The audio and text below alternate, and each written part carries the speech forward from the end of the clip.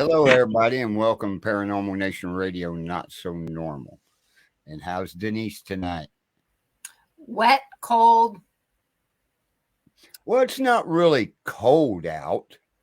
It's 52, but it's still cold. 49 here. So needless to say, when we moved to Florida and I'm complaining because it's 50 degrees, it's no different than being here because I'm cold here when it's 50 degrees. I know the feeling, but we really can't complain this far into winter. No, I mean, we've got about 35 days till spring. Yeah. Something like that. I'd say almost 6 weeks before we really see a break in our weather where we're up in the 60s, maybe 70s. Yeah, the kids are supposed to come up from Florida in March. So I hope it's nice for them to come up because they're not, the last time they came to visit was in St. Louis. And thank goodness I bought Piper a coat because it was really cold over Thanksgiving. And of course, it got really cold in Florida. So she needed that coat. So I was way ahead. Right. Guess what? They had a big shock moving from Vegas down there. No. Winter down there is better. Really? This year they got a bunch of snow in Vegas. Lacey's been complaining. She goes, since they left, it's been cold.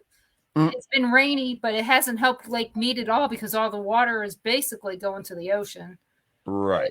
But it has to rain to west of the Continental Divide to go their direction. And they've been getting a lot of rain down there. Yeah, but it's normal for them. This is wet season. So. Oh yeah.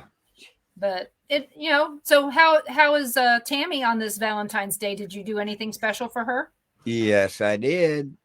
Okay, because here's my special guy who's coming in the door now to shake off the rain. He's going to look like a wet dog shaking it off. Is how he's going to do it. Yeah, you may see some big droplets fall off of him when he comes. I'll bet. Well, or that was Lauren out here.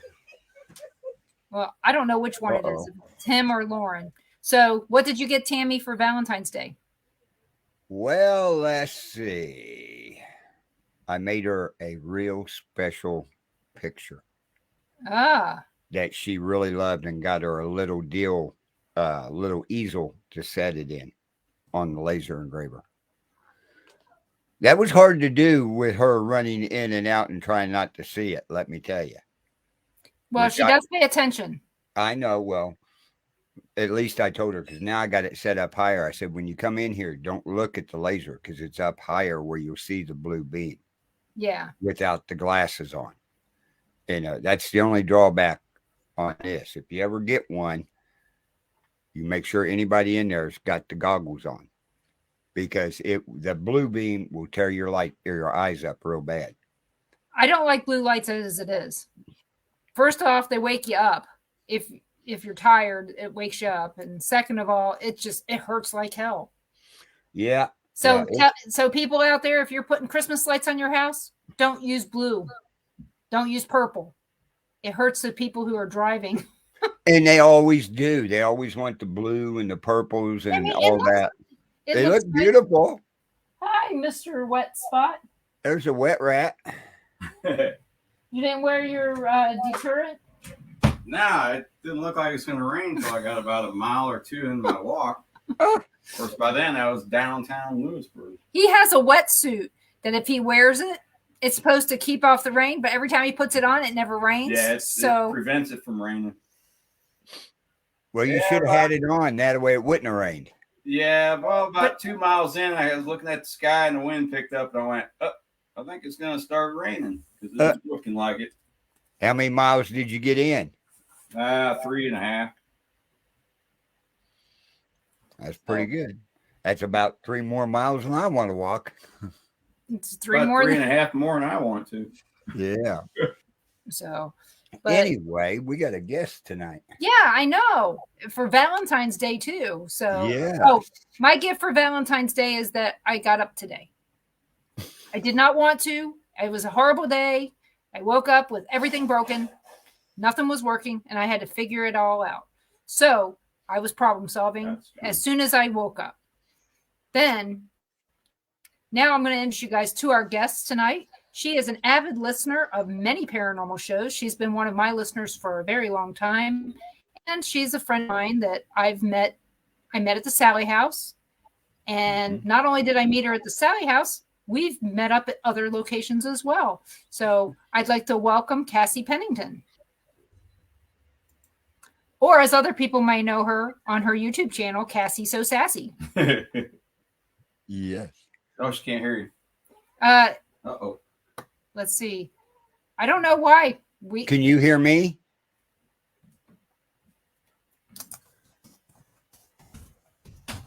Uh-oh.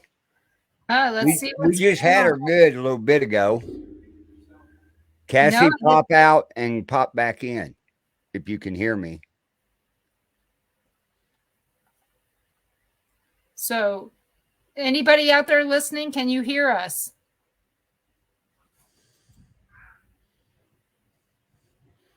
Come on. Come on, we got 4 people watching. Can you hear us?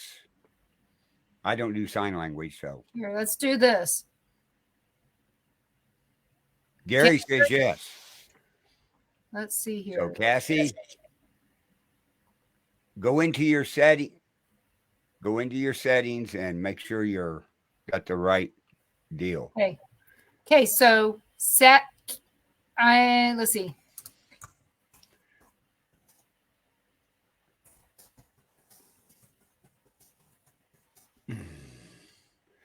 There you go. There we go. I sent you a note. Go out. Come back in. Go out, come back in.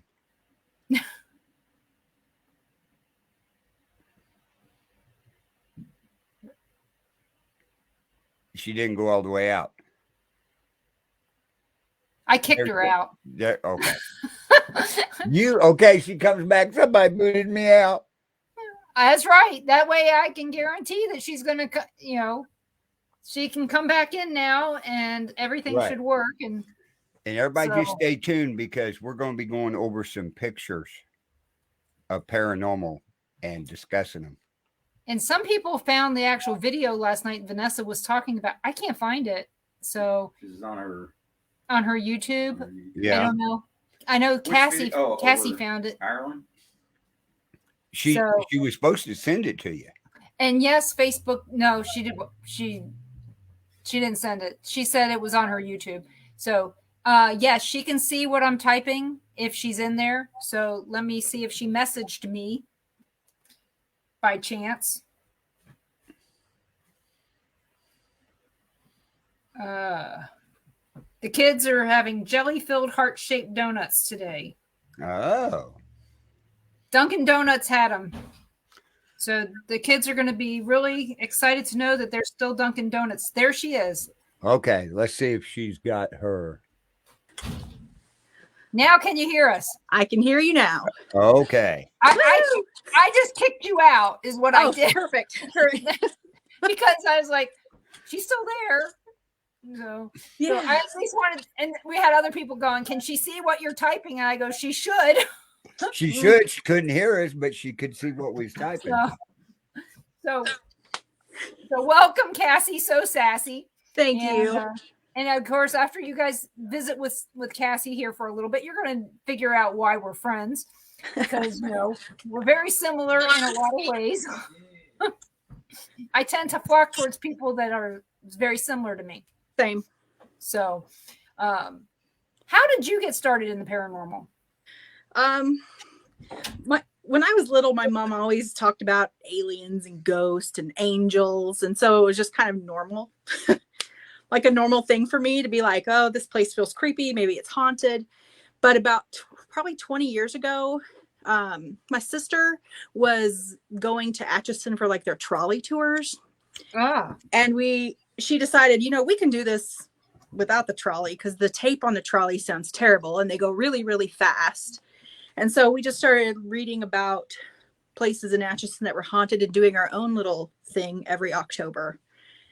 And it just has kind of built from there. Yeah, they started those tours in 1995. I know. It's sad. and and I know the voices on there. I mean, I know who did the recordings and everything else from all the years of me doing the tours. And I was on there many times when the recording wouldn't work and I just have to tell the stories because you knew it. Yeah. Yep. So, but yeah, I was only a backup on the trolley tours. Oh, well, that's fun though. Well, not really, because I have trouble with my left and my right. Oh. And so it's standing backwards, my left and my right. I wasn't very good at it. And I'd have to look down at my hands and go, okay, this one's my left because my wedding ring's on it. And Ron, of course, would heckle me. Of course. He goes, your other right, your other left, and well, all you had to do is say my left, your right. This window, that window. Yeah. Over there. Yeah. Over there. And we couldn't say military left or right because she wasn't in the military. I know. I was thinking the same thing. Know the difference. That's right. Again, you know what? Everybody had it. I mean, they'd hear me laughing about him. Here we are. Here's this married couple, and he's just bitching me out about little things, and they're just laughing at us. And of course, you've seen us in action at the Sally house. Same thing. Yeah. Did you tell? I mean, did you tell them this? I'm getting there. Come on. So you have a slow roundabout way of doing it. Yes, I have so you hear that? Getting heckled from behind. So I don't know. So you guys did your own tour. Did you ever make it? Did you ever hear the stories about the roads, how they were created there? Did you ever take the walking tour? So all I know about the roads there, we never did a walking tour, is that it was that the guy with half legs.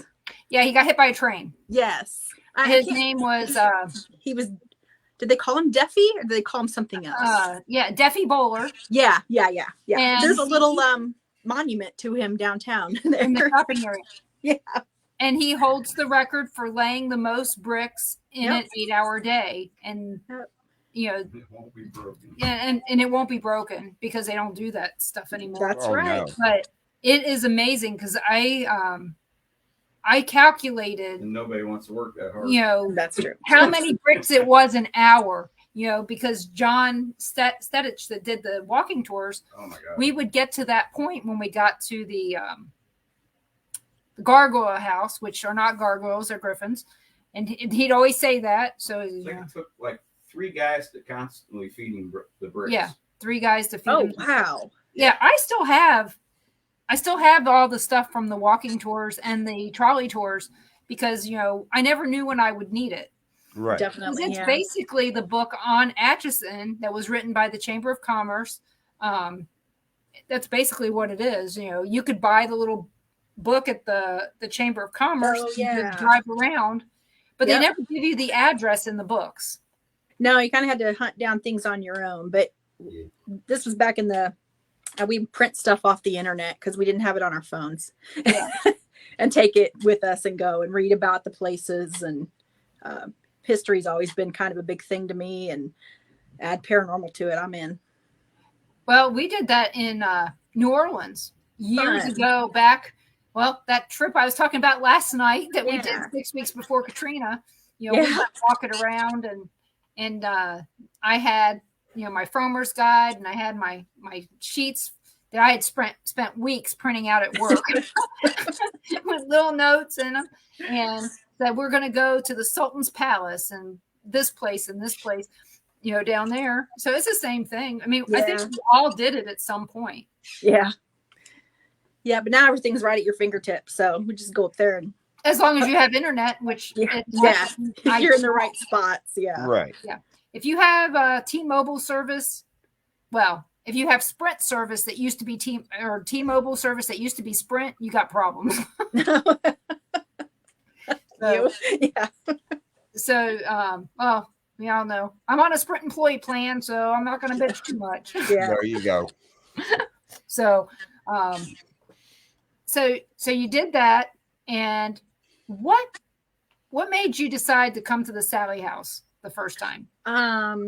My sister had been a couple of times and she's like, we have to go. There's a tour going. My oldest was getting ready to move to California.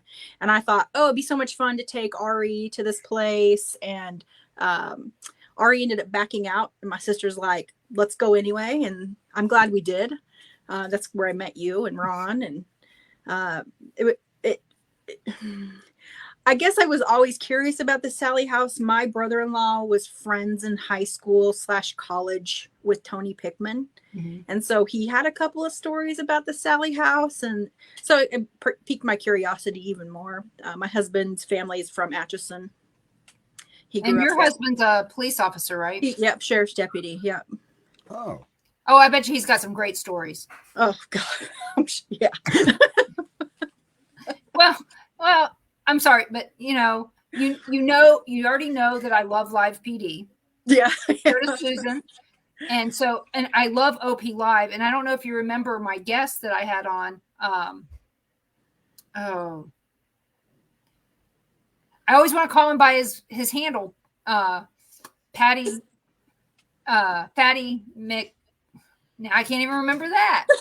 Mick, yeah. So James McDaniel. Okay. You remember him from Ghost Hunt Live when they did that on TV? Yeah. He is now the media director for Reels out of Albuquerque. Really? Good for him. And I'm trying to get him to come back on, to talk to us about, OP Live, because Reels is now, guess what? Making money. Yeah. Oh yeah. Because this was the #1 show on A&E, was Live PD. Right. Until they took it off the air, and I love watching it. I mean, I will make sure that I have time Friday and Saturday night to be home to watch it, whether I'm watching it just a little bit late, because Ron doesn't watch anything with commercials. It's got to flip through them. So we have to tape everything. But that's my guilty pleasure. Yeah. Is watching crack whores and car chases, and to see what the crime of the week is, and is it Arkansas, because every week it's been at least one Arkansas. Oh my gosh. Yeah, Arkansas is the place to run from the cops, or not to run from the cops, because they will chase you. Right. But it's not only me though. My kids. Oh, really? Yes. All of my daughters watch it. I got it set up on Leah's TV over at her apartment. Lauren's watching it downstairs. We're watching it. And then Lacey and Lindsay watch it. Lindsay in Florida and Lacey in Vegas. So it's like a connection. Yeah, something to talk about at Thanksgiving. Well, I was going to say, if they had Sunday dinners, we know what to talk to be about. Exactly. Football. Yeah. Devin and Tyler and Ron all like football. Ron only roots for the team that he bet on at this point, or the Green Bay Packers. And yes, I think he rooted for the Chiefs. I don't know. Like I said, it was on behind me. I did not watch it. I'm not a football fan. I had everybody at work sending me messages going, so you going to the parade? You taking off Wednesday? I said, no, I got to take off Thursday. So leave me alone. I don't care. So, but I know that a lot of people do. And I hope you guys all enjoy it. Go to the parade. Be careful. Don't drink and drive, that kind of stuff. It's going to be a madhouse down there in downtown. Well, at least they didn't grease our poles like they do in Philly. That's true. They should, but they didn't. Because it is hilarious. I hate to say it. It is. I mean, I remember there was a bunch of stuff that happened when I was a kid that they started doing that. Oh, man. And so, people ask me, well, you're from up there. Why wouldn't you root for Philly or Pittsburgh or whatever? It's against the law. It's against the law for a Marylander to root for anything Pennsylvania. This is what it is. And it might be a New Jersey thing too, from living in New Jersey. You know, they all like the Giants and the Jets, and nobody seems to care for the other stuff. So it's hard to tell. You know, but we did come up with a new team. It'd be perfect for the NFL. The Pensacola Jellyfish. There you go. They have no color or spines. They won't offend anyone, anywhere. Oh, I like it. I was doing that the other day, and to Ron, and he was like, "Oh my God!" He goes, "That is perfect." I said, "Well, I thought about the seagulls and the sandpipers, but they're white, and that would be white privilege, and we can't do that." Ooh. But you know, they do have a AAA baseball team down there and a hockey team in Pensacola. Oh, cool! So just told them about the new team that they need to get down there. Yep, the Pensacola Jellyfish. Jellyfish. Yeah. Spineless, can't offend nobody. That's right. So, in other words, you'd have to sign everybody from the Miami Dolphins to play up there. Oh, even Tyreek, huh? Yeah. Well, or maybe some from the Well, he's got to be feeling like an idiot, but hey, you guys. Oh, I'll bet he is. Of course, he had to take the high road, so. Yeah. Hello, Gary, Susan, and Mike. And Nigel's in there as well. And I don't know who can she see what I'm typing is. I think that was I think it was Susan. Yeah. So here we go. We got a good amount of listeners tonight. Awesome. We have some pictures and stuff that we're going to be sharing tonight. And I'm going to try to wait on April's and maybe give her a chance to get in there. Right. But I know that they have their blue and gold ceremony. I don't know if was last night or tonight. Blue and gold? Blue and gold is Boy Scouts. Oh. So one of the 7 boys is moving up in Boy Scout world. Must have sold enough popcorn. I don't know. They also have the pine box derby. Pinewood Derby. That's so fun. Yeah, they're doing that. Yeah, I did the Cub Scouts. Man, that was boring. Didn't do nothing. Well, you can't. Well, you did Indian. I said, when do we go? Yeah. I said, when do we go camping? They said, oh, that's not for another 20 years. Like, okay, where do I sign up to go camp? It was called the Indian Guides. Now it's the indigenous people We went leaders. everywhere. Right. Well, we all know I got raked over the coals for saying Indian on national TVs. Yeah, you did, didn't you? Yeah, and it's like, I am Indian, and I'm proud to be an Indian. So I'm good with it. All right. So what pictures do you have there that we're going to? Well, I'm going to bring one up. I don't know how many people we've showed this to. This one was, remember, I know you've seen it, and you've investigated up here. This is at our old restaurant. So let me see if I can. Where's it at? Add the stream. There. Oh, yeah. I remember this one.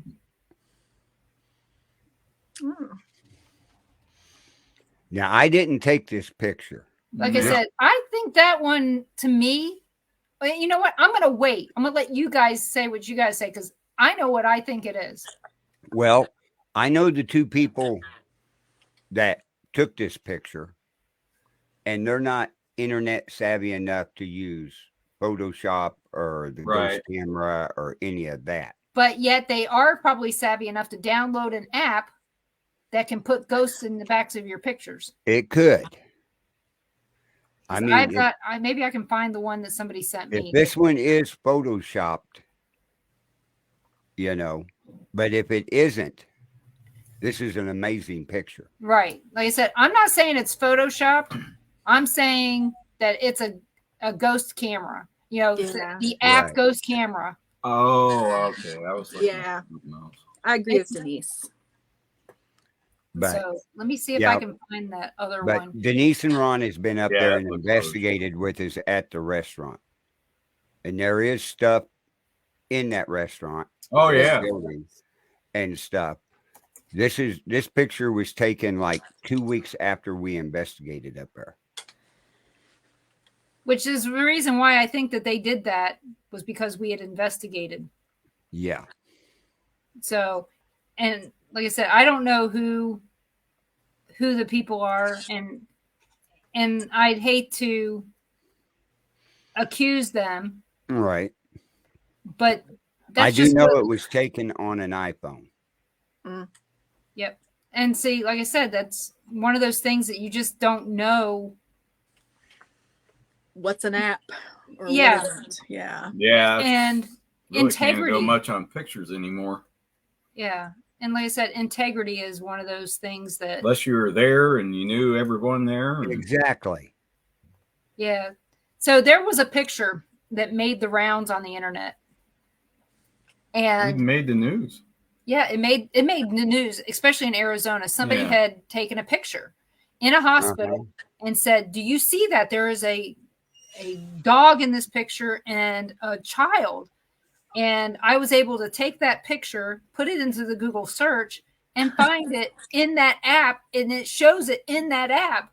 And the news never did their due diligence. They never do. And put it on TV as true paranormal activity. But that also goes back to that thing that I said about that hologram that went across in Captain Caviar's house. If it was real paranormal activity, it would have been on the news. It would have hit nationwide news. Yeah. So, but yeah, it's one of those strange things that, you know if it's real or not because you either get the chills or something. So exactly. Okay, let me bring up one that Gary, because Gary's in the chat room. Hi, Gary. That let me find it here. I got too many pictures. Yeah, that thing showed up on a bunch of Where you at? Where you at? Paranormal pictures. Yeah, I know. About the same time. Yeah. Okay, which one are you? Here, I gotta find the right picture. Okay, well, we'll show this one here. Oh, where you at? Okay, I gotta get it up here. Oh.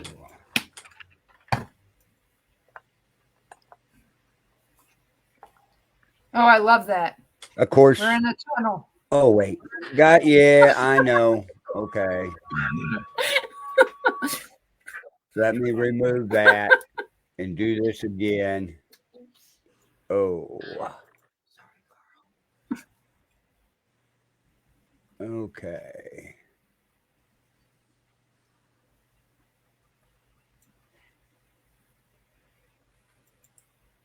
Well, crap. I had it last time. Why didn't it? Oh, that's what happens when you got one monitor. I got to get me another monitor. Anyway, I'll work on that and see what you can come up with. Oh. Okay, there you are. Now, how do I do that? Let's go to present. No, they're not open. It's just some favorites that I saved. Really? Yeah. So okay. I believe it. Yeah. Here's one of Gary's pictures down at the cemetery.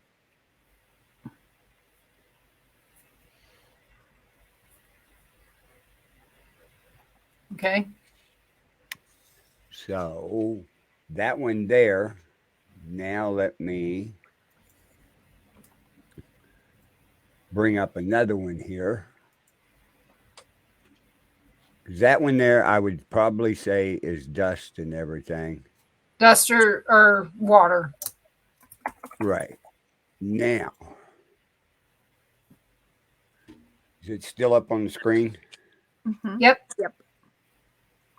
Okay. Of course, we can see his truck down here in the corner, right? Yep. Now, that right off the bat looks like a moth. Yeah. Yeah. Yeah. Oh, what happened? You clicked. Dang it. I clicked. I think that was Mothman. Well, just a second. Sure. I gotta.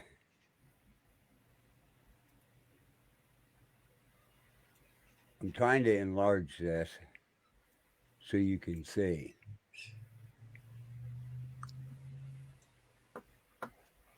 Of course, we can tell that's probably a moth, Right. right? But you do notice over here on the corner, look at that shape on the edge of it. I would say that's just a shadowing of the moth. Right. Yeah, because it's kind of just reflective. Yeah. Okay. Now, we don't see nothing in that, correct?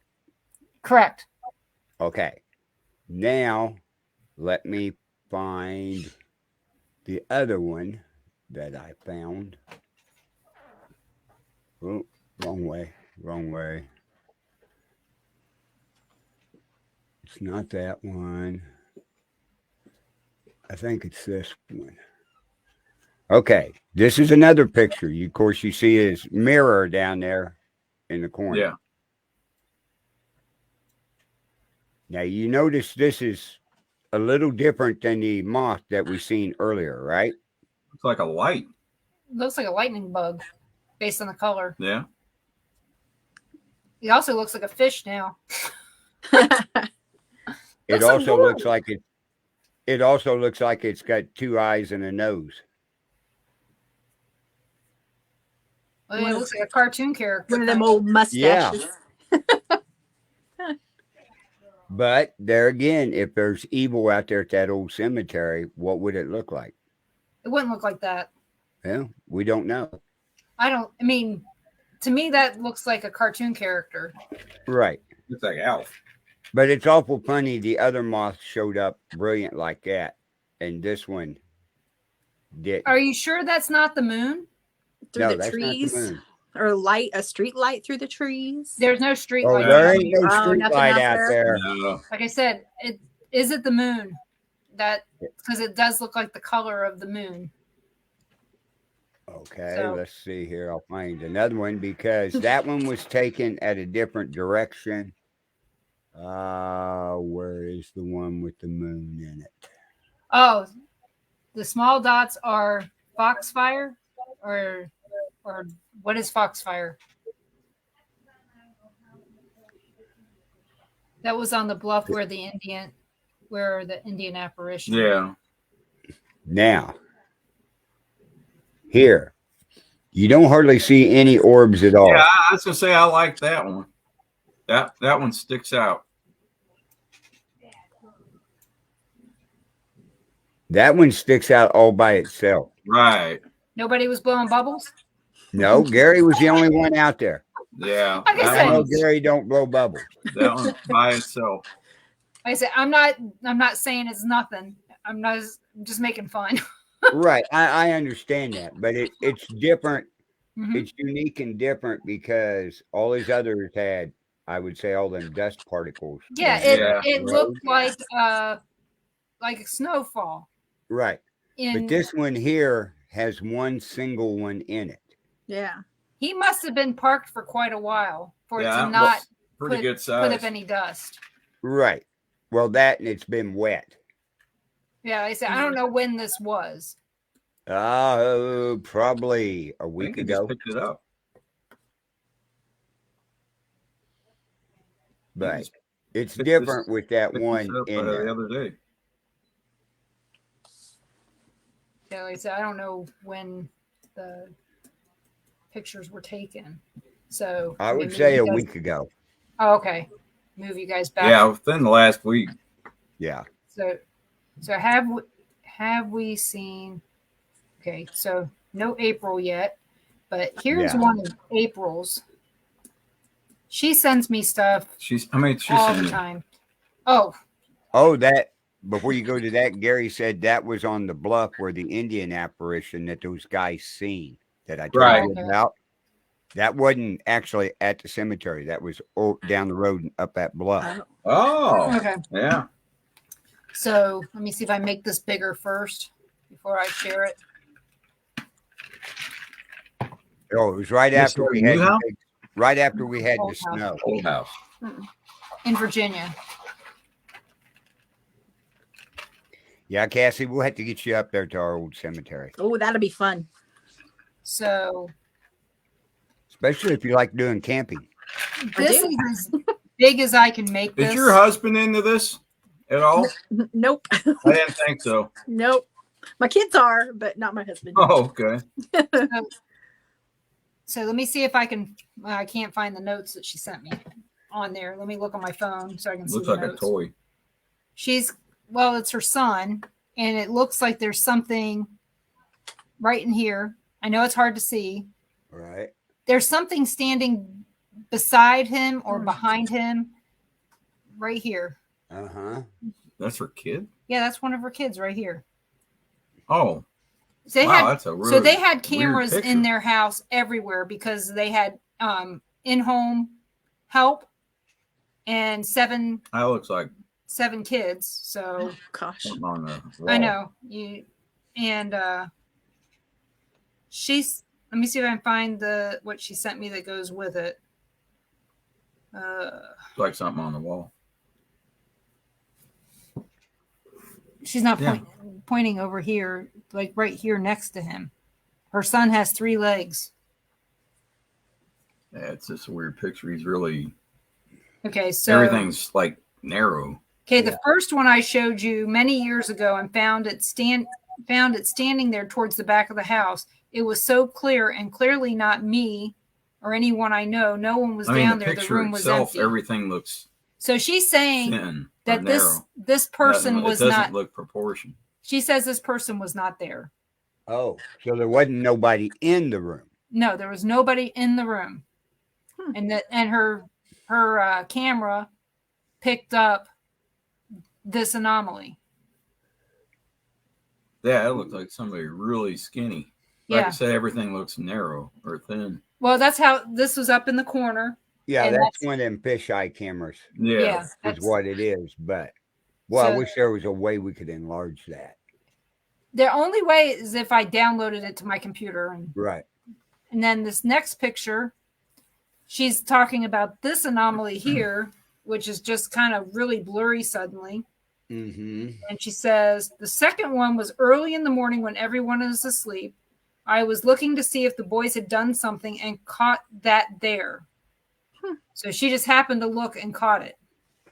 And as you can see, it's all she did was basically do a screenshot. Right. Let's see the next one. She's got a rod in there. The third one is a still, but I also have the full video and story. She said the toy was moved across the room and turned on. No one was in the playroom, and we went to see what was going on. The toy did not have the ability to move on its own. It was like a push button. She goes, I checked the camera and caught that object fly across the screen at the time. Interesting that it's lit up. Yeah, that it's lit up like that. Right. And remember, that's not a flash. It's a regular camera. Right. Night vision when necessary and not other. I mean, it's a black and white camera. Yeah, it's a security camera in our house type setup. Yep. And I guess that's it. Yeah, that was it for that. Well, no, there's this one. Okay, this one I've seen before that I remember. And she's pointing at, she didn't do it, but this is what we're looking at. See that blurry spot there? Uh-huh. The last one, I had a friend sleeping on the couch. That's right here. Mm-hmm.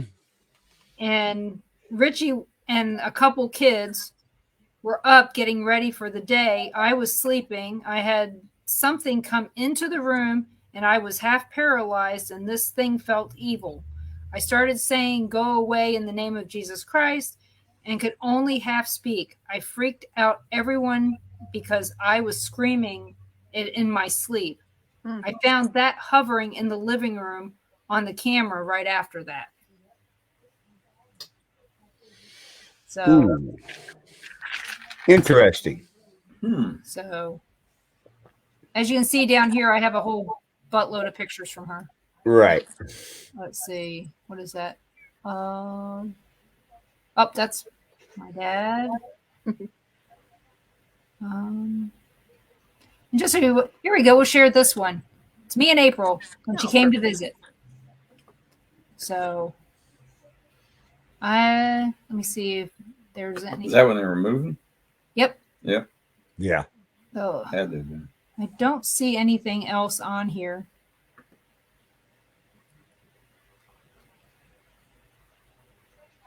Oh, these are houses that she sent me to look at. Right. So I could tell her whether or not they were haunted. So let me see. There we go. So those were hers. They were interesting, but I did not feel like the one with the rod. I just feel like it just caught something that basically apparently had a little bit of light, and the IR light picked it up and right. And reflected. That happens a lot. Yeah. Huh? And made a reflection, and it caught it moving. Yeah. Yeah. Like I said, it's just odd the way that her cameras were always catching something in that other house in Virginia.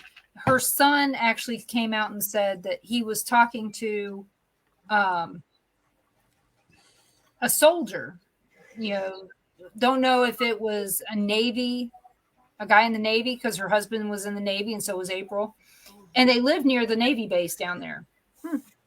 But they also lived in a place where a whole lot of Civil War battles happened in Newport News, Virginia Beach, Portsmouth area. So it's hard to say. But he kept saying a soldier. And when he described him to her, it sounded like a Civil War soldier.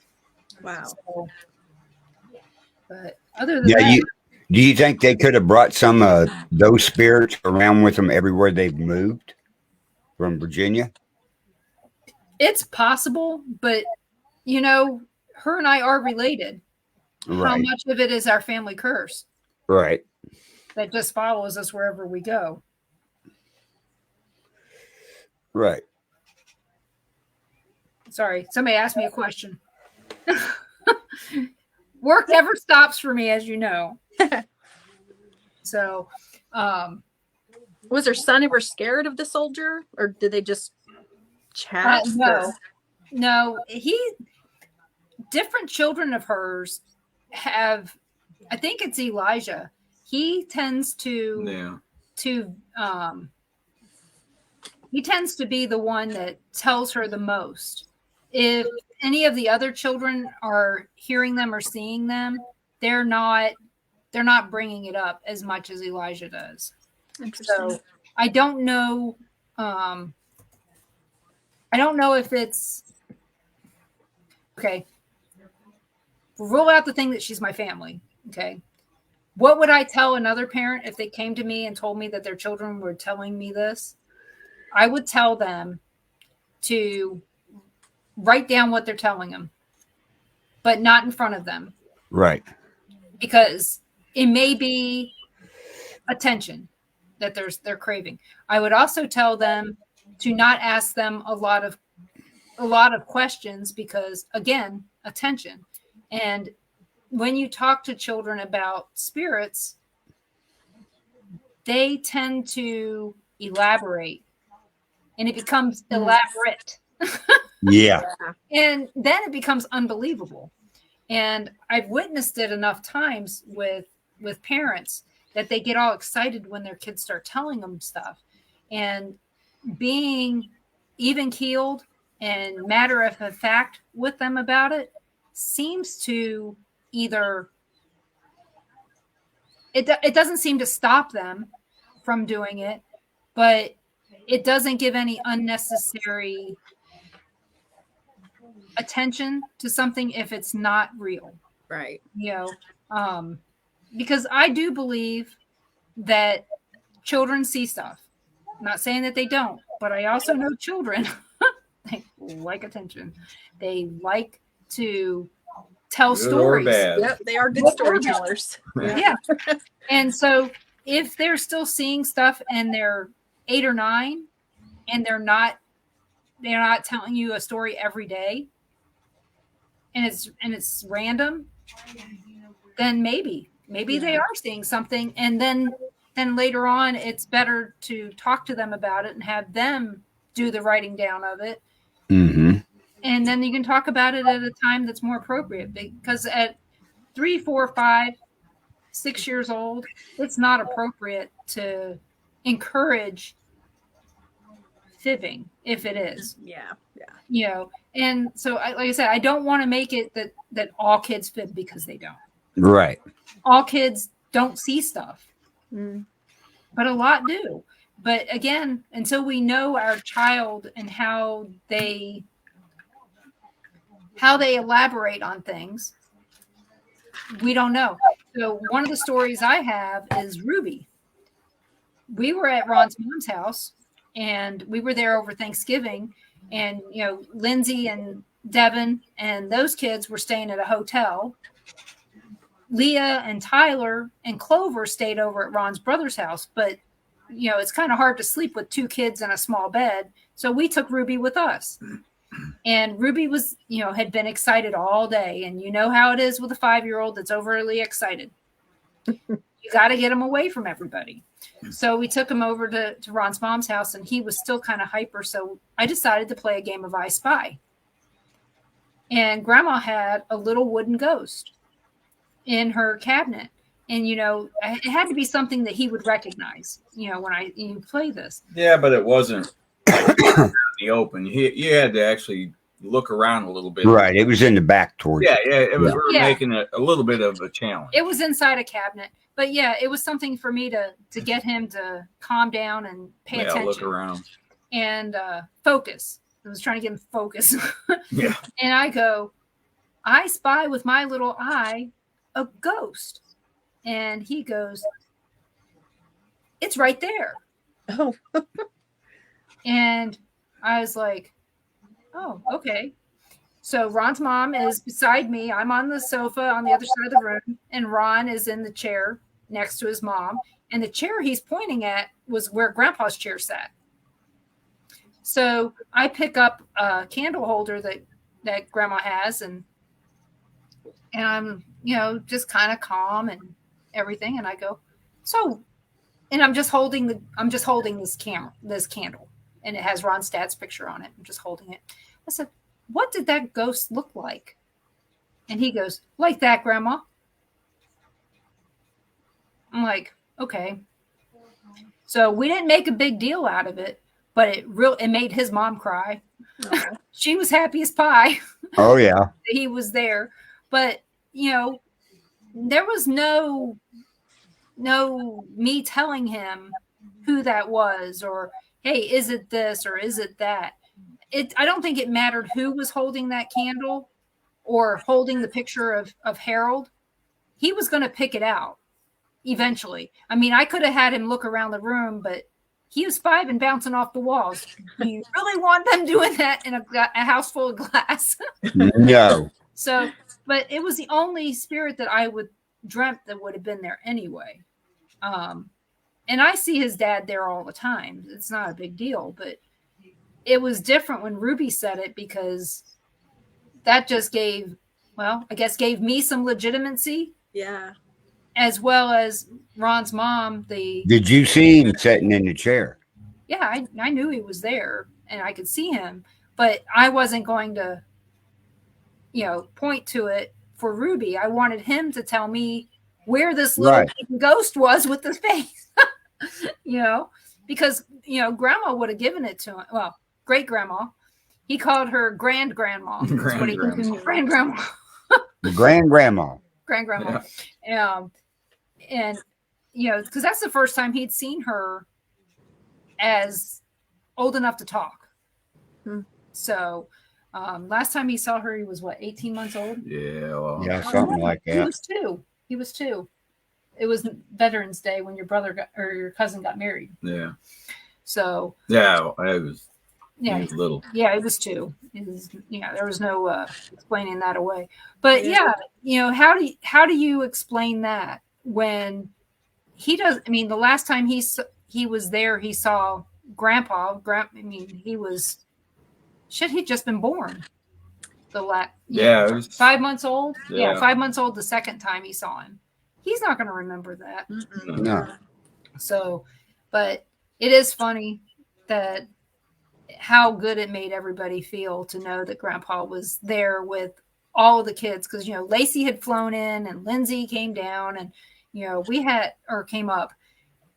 The only one that wasn't there was Lauren, and that's because we couldn't bring her 4 dogs with her. 20. Well, she just moved in here, so it wouldn't have been a good time. So right. But yeah, you think about it and go, oh, it's amazing that we had a family reunion just about. Yeah. So,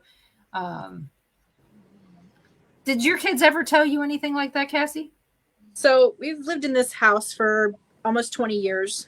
And the first month we were here, I heard a kid running up and down our hallway, and I thought it was my 10-year-old. And I don't like running in my house. And I was like, stop running in the house. And my kid comes up from downstairs and is like, what are you yelling at me for? I'm not running in the house. So this happens again a couple more times. I hear they're running. Eventually we see a little kid.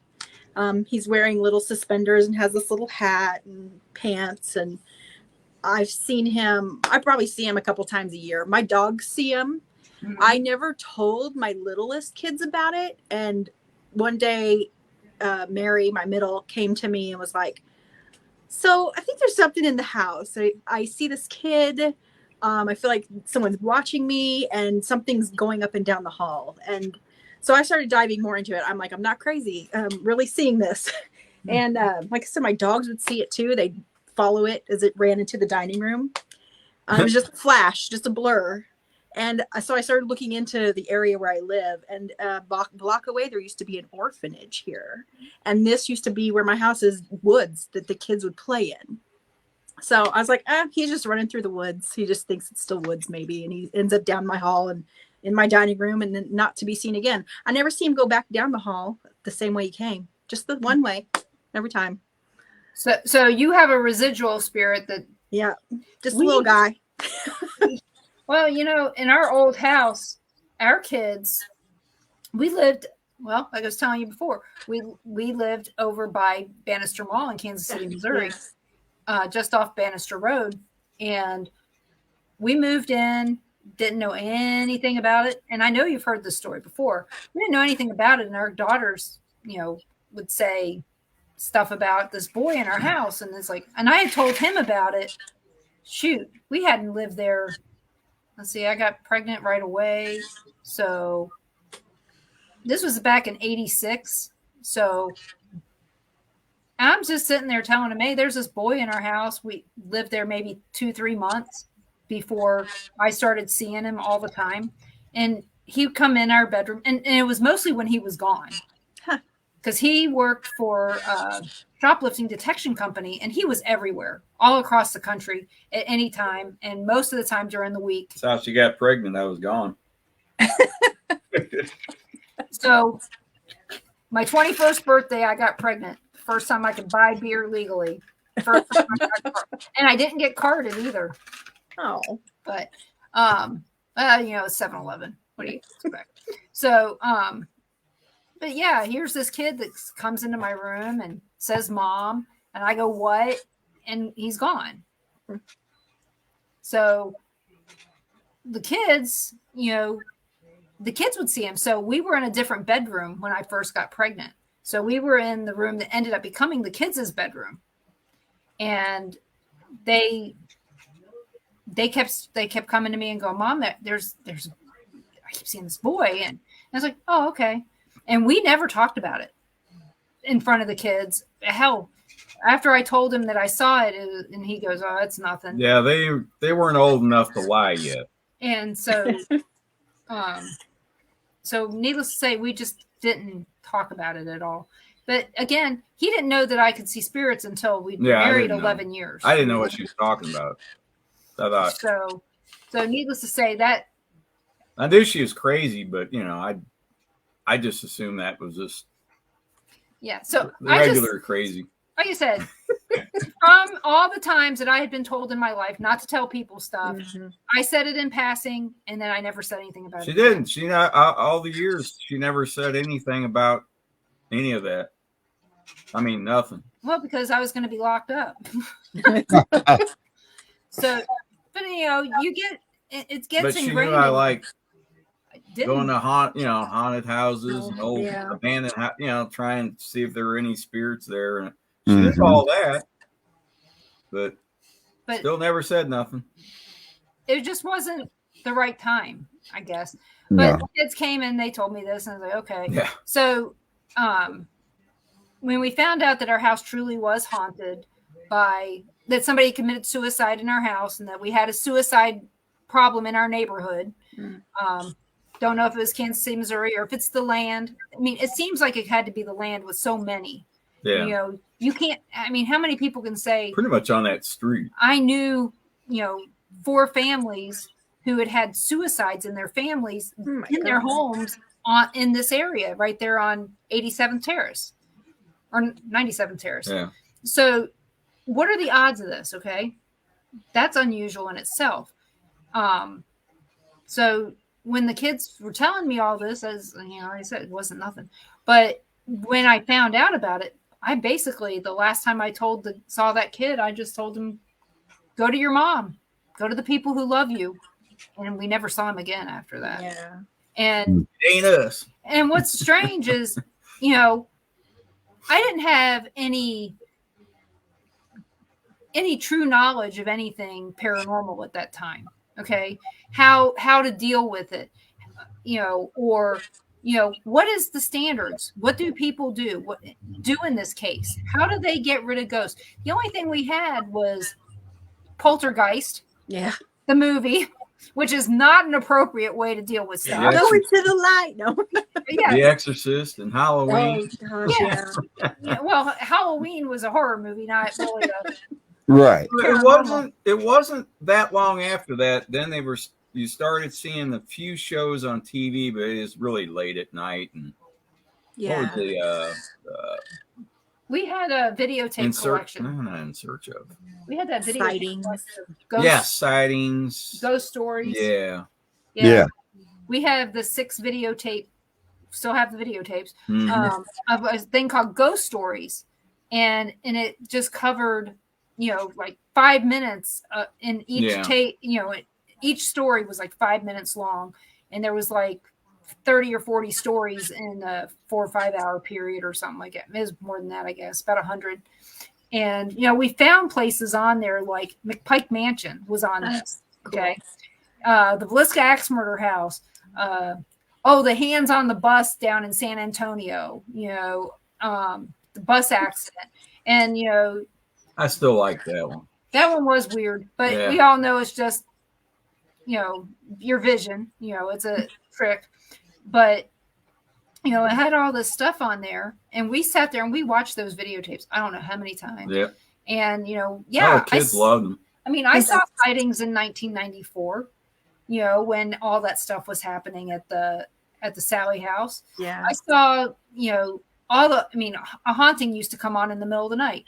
I would watch it when I would go out in the living room and sit in the lazy boy and nurse a kid, because I had one. Lauren was a baby, and I swore up and down I wasn't sleeping with this kid.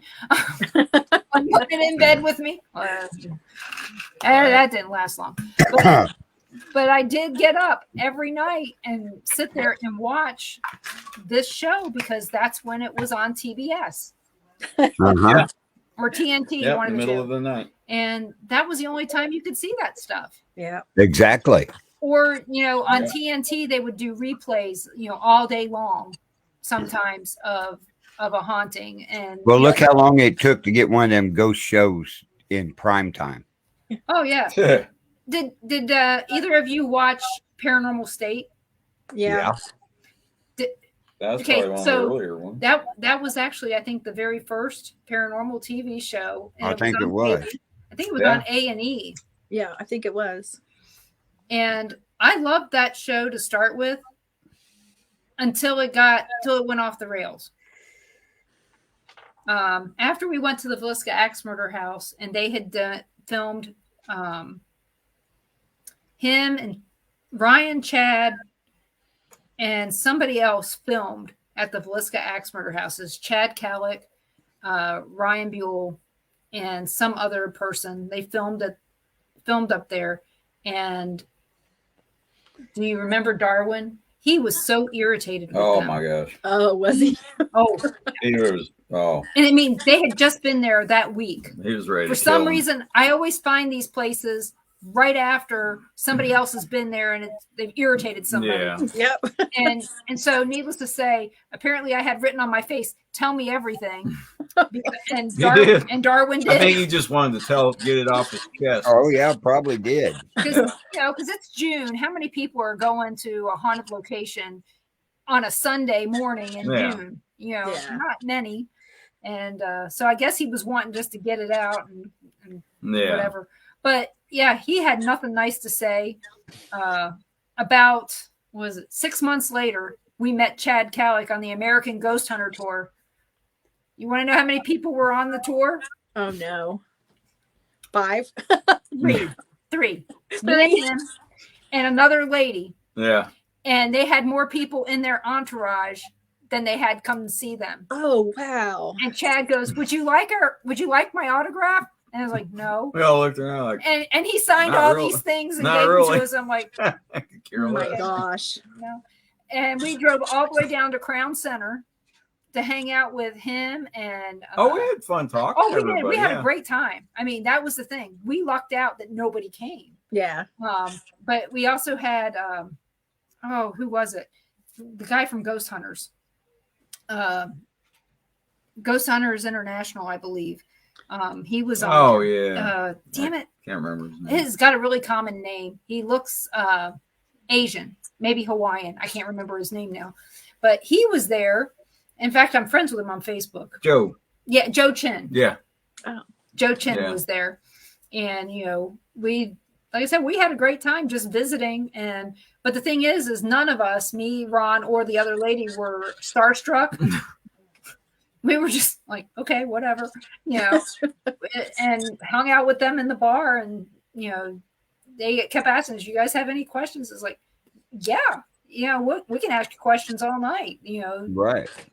So that was funny. That had to be, that was in 2009, I think, maybe 2010. So I'd have to look it up to find out when American Ghost Hunter came out. So, did you ever see that? I haven't seen American Ghost Hunter. It's actually on Prime. Oh, I might have to look that up. Something to listen to while I'm working. Yeah. I mean, there's his family, Chad Kallick's family's from Iowa. So, this is an area that, we all know about. I mean, it's in the Iowa Haunted Corridor. All right. But I'll totally look that up. I'm always looking for something not necessarily new, but anything paranormal. I'll watch it. You'll give it a chance? Yeah. So you give it a chance to watch and see what they do, and then most of the time you get a great laugh out of it. You do. You're like, you got that history all wrong. One of the things, that's me. Or their expressions. Oh. Well, it's not like that. I mean, they were basically, from what I recall on their story, they were just going back through Chad Kallick's history and the things that had occurred, but there were I don't remember any reenactments or anything like that. Mm-hmm. So it was weird, but a lot of his movies are weird. I've been trying to get him on, but is he still doing stuff? Yeah, he's still doing stuff. He's still making movies. There he does a good job at it. Oh yeah. He does as good of a job as David does. Oh, really? David has changed so much over time. Oh, yeah. It is so good. I mean, it was good when he started. Yeah. But yeah, you can really. He's got a good talent. So you can really tell. Putting those films together. Oh yeah, he just has a knack for it. I couldn't do that. No. Mm-mm. So Cassie, within all the evidence things that you've seen, has there ever been any evidence that you thought was irrefutable paranormal activity? Only paranormal activity. I've seen some apparitions. Okay. Those are cool. Yeah, I've seen two. Okay, so one definitely I would clarify as paranormal activity. We were in a theater here in downtown Leavenworth. They put on plays there, and we were invited in to investigate. And my nephew and I were laying on the stage, and we were looking out at the seats, and we both saw with our own eyes a light anomaly get up, go down a couple of seats, and go back down, like it changed its seats. And we both looked at each other, and I was like, did you just see that? It was completely dark in here. And if he hadn't been there to see that with me, I would have thought I was just crazy. I still feel crazy just talking about it. That's how I know it was real. But yeah, that place is definitely, I say, haunted. And I'm very skeptical. I went in there and I was like, it's just old. There's a bunch of old stuff in here. A lot of things have happened in here. A lot of people have passed through here. There's been a fire. And then when we saw that light anomaly, it's the only one I've ever seen. I was like, oh, this place is haunted. And you could hear whispering in the balcony. Nobody's up there. We're all down on the stage. It was just really probably the most solid evidence that I've gotten at a place was at the theater. So why doesn't, you're on the board, right? Or the council? No, you used to be. No, I was like a district person for elections, but I wanted to be on the city council, but it's local politics is worse than DC. Right. It is. I got some stories. Yeah. Why doesn't Leavenworth embrace their haunted history? Because they're more haunted than Atchison. Yeah, we were giving tours last year at a building downtown that's I think is haunted, and it was going great. You were doing tours? Yeah, my team was doing tours. Oh, really? I did a whole bunch of I did the Denise dive into history in this building. And we told the story of the building, and then people could use our equipment to investigate. Okay. This went on for all of October, and we did a haunted dinner and investigation in February, and then the city showed up and was like, you can't do this anymore. Right.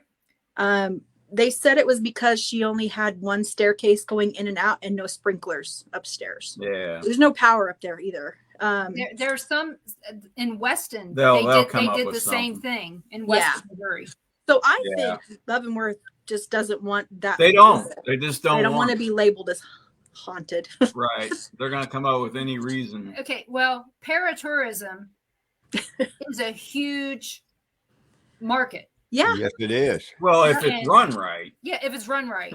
Yeah. I mean, I was trying to get Paola to embrace it. Yeah, they didn't want. They got their own axe murder house there in Paola. I mean, I know. It's just I've taken him there. It's probably empty again. Yeah, it's just a 2-bedroom rental. It's a rental. Yeah. Have you seen the house?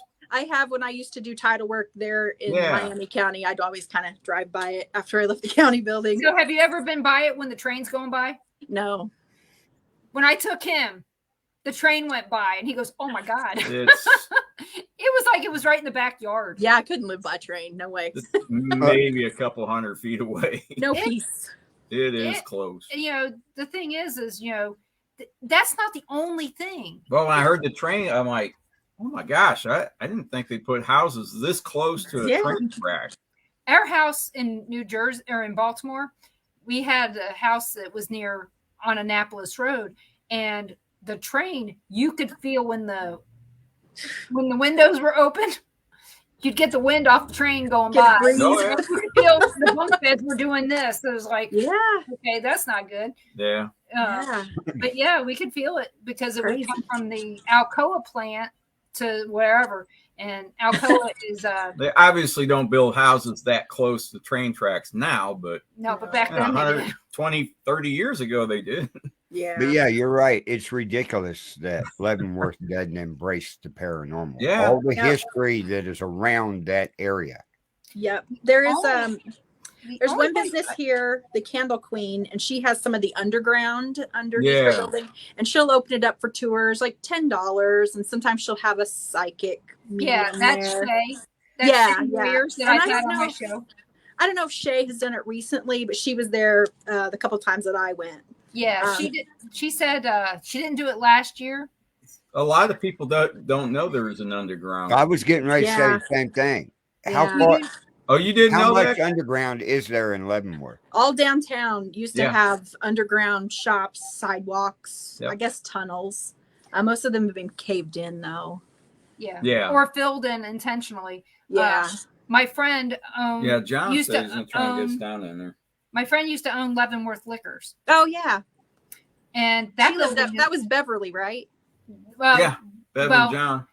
Yeah, Bev and John. Yep. John used to be my boss. Okay. Yeah, they lived up on Esplanade. I always said when I grew up, I wanted to be Beverly. Yeah. Well, if you knew her history, you probably wouldn't. I don't know where she is anymore. So. Well, they're still there. They're still there, as far as I know. They sold their house on Esplanade, so I haven't. Did they really? Maybe that's why I haven't heard from him. Yeah. Did they sold their house? I haven't heard from John. I'm gonna have to call him. Wow. I'll have to call him. But I wonder if something's happened. So I've known John. I can't believe they sell. He sat right next to me at work for ever. All that work they did? Yeah, they did a lot of work. Did you ever see their house before and they did any of it? Not before they fixed any of it. I met her on accident watching the moon up on Esplanade one night, and her handyman came out walking the dogs, and we just got to talking, and she told me she was over the historical society, and her house is probably in the middle of being renovated, like restored. So their handyman, great guy. Yeah. But John called me one day out of the blue, just called me one day, and he goes, Denise, my house is happy. I was like, oh, okay. And he goes, let me tell you. He goes, my house, he goes, all of a sudden, it was happy. Hey, and so you need to give him a call. I do. I need to see them before we move. And I didn't know they sold the house. He told me the story of the guy who died in the house in July. He had died from a tooth infection. Oh gosh. Yeah, he didn't go to the dentist. What a and way he to ended go, up right? with blood. He ended up with blood poisoning. Yeah. And he had multiple dogs. And he died in the living room, the front living room, on the floor. And the floor. Lots and lots of cash to pay for this tooth to get fixed. Huh. So needless to say, he died a very rich man. Yeah. So basically, the floor was, concave from him decomposing. Yeah. Yes, it was horrible. And of course, the dogs were in there for days. They don't know how long he was dead when they found him. So needless to say, John had to rip up the floor and the subfloor. And the floor originally was a beautiful parquet. Oh, man. And so people came in back in the day and they would lay the floor for them. So a traveling salesman came in, laid this floor. So John had to figure out a way to fix the floor without utilizing anything that he dug up. Right. They also had to fix the house because it was leaning. Yeah. The walls were kind of bowed out. There was water damage from a toilet in the back. They should have got it. There was all kinds of stuff. Pretty good chunk of change for that. Yeah, they better have gotten $500,000 for it. I think it was listed pretty high. I saw it. The guy next door. It was nice. They had a lot of so we would pull up, and the neighbors would come out to talk to us before we could even knock on the door. They were finding bullets in their yards. Wow. The little shots. They would find those in their yard. They found stuff in their cisterns which wow. We don't have. I mean, bottles. The guy brought me bottles from the house on the other side of the street. John took us down in their basement, and the front of the house in the basement was where he was utilizing as kind of like a shop, but it all had dirt floors. And he had some equipment down there that every time he went down there, it was in another place. If I didn't know John, I would say you're forgetful. But John always knew where everything was in the lab. He and I worked together to build, the Sprint campus. Yeah. We built the lab for the Sprint campus. So we knew where everything was. We had to be meticulous because of different things. So I knew he knew where he was. I mean, he's a data scientist. Yeah. He knows what he's doing. And I'm like, and I told him what it looked like. There was a Native American woman down in his basement. And I told him about her, and she was kept there by somebody. But their house had the history of a German newspaper family had ran it. I'm the one that found the room on the stairs. Do you know where that is? No. So when you go up the stairs, so the stairs came up, and then there was a landing. A landing, right. On the landing was a door, and it was part of the Underground Railroad. Oh, wow. There was a little room in there. I happened to walk over to it and pushed it in, and it opened up. And he goes, I didn't know that was there. Oh, my gosh. And we found newspapers from that German family that was there. I mean, the newspapers were written in German. And they found some other things that proved it was on the railroad. Little bitty toys that were from 1850. Wow. All kinds of stuff. And the history of just that street alone. Yeah. Carrie Nation lived on that street. Yeah. Think about this. She went around axing everybody's bar. I mean, do you want to piss off your neighbor? That wasn't the one to do it. Nope, not that one. Don't be drinking and walking in your neighborhood. You're Lizzie Borden with an axe, Carrie Nation with an axe is much worse. Yeah. So, but yeah, it was the history on that street is just amazing. It is. And I had no clue that you knew Bev and John. And I just, like I said, I met Beverly on accident. And then another time I was up there, the moon rising above the river when it's full moon is gorgeous. And that's where we go sit and watch it. And she came out again another time. But I haven't seen her since. I even think they sold their liquor store. They sold their liquor store a long time ago. Yeah. He took us downstairs in the basement of that and upstairs in the apartments next door. Yeah. And anytime there was anything haunted, he would call me.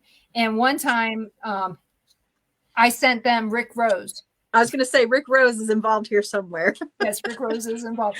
I sent him and Cher to them to help with something because I couldn't get up there. Yeah. But,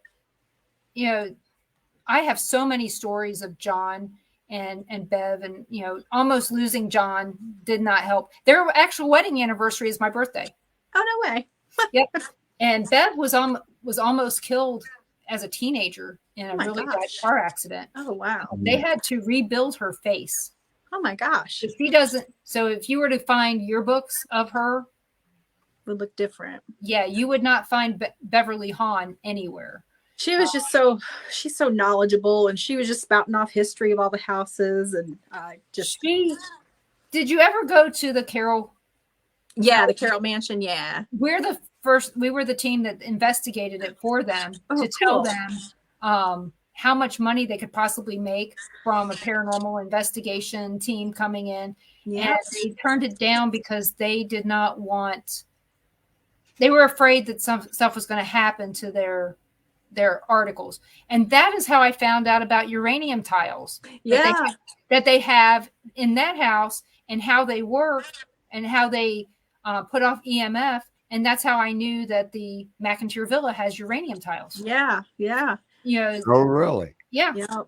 So some of the fireplaces in the McIntyre Villa, in fact, I think all of them have uranium tile. So if you put your EMF detector up against it, it's going to give off EMF. Yeah. So it's a false positive.